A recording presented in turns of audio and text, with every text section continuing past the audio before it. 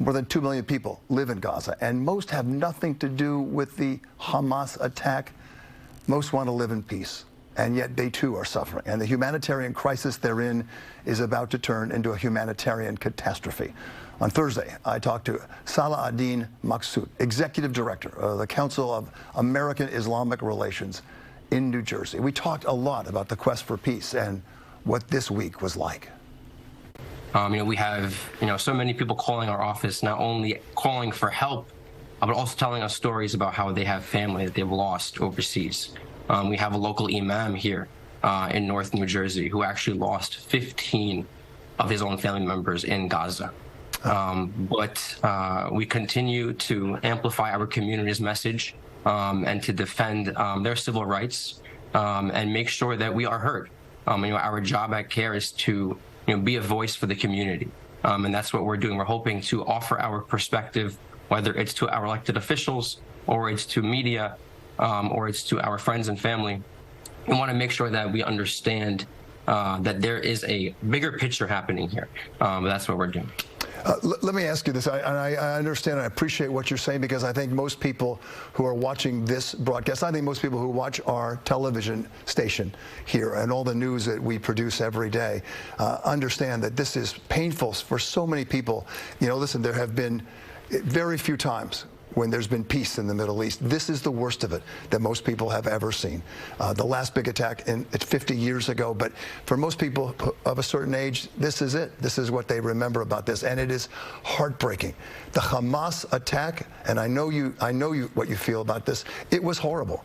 It was horrible.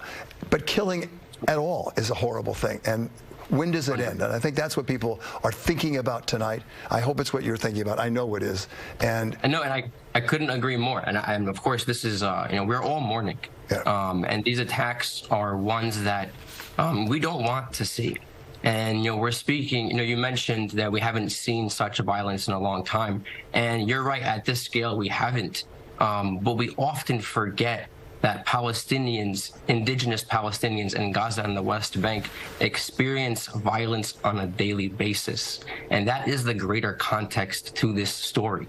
Many of us have forgotten that Hamas didn't just wake up one day and decide to launch this attack. Gazans have been locked in this strip through land, air, and sea by the Israeli government, pushing them to the edge. So this violence is the status quo for so many Palestinians living in the West Bank and Gaza. Call me naive, but I'm hoping that it's not going to be an invasion like that. And I'm hoping that it's there as a threat, and all of a sudden, perhaps, there can be some talks of peace and some negotiation to stop all this violent insanity on both sides. We truly pray and hope that the violence comes to an end. We want there to be no longer any suffering. The stories that we're hearing are tormenting, and people are losing family, both here in New Jersey. The stories that we're hearing are sad, and on both sides. But what we're forgetting is these tanks that you speak about. These things didn't just happen overnight. We continue to look back at the history where Palestinians have faced this occupation for over 70 years. Yeah. This is a story that spans 75 years.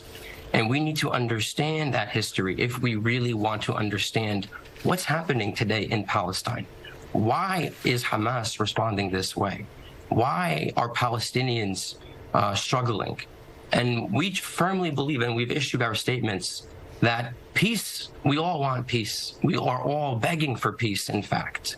But in order to see peace, we must first see justice. And the only just solution to the crisis here is an end to the occupation of the Palestinian territories.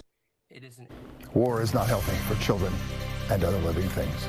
We'll talk to our political team next.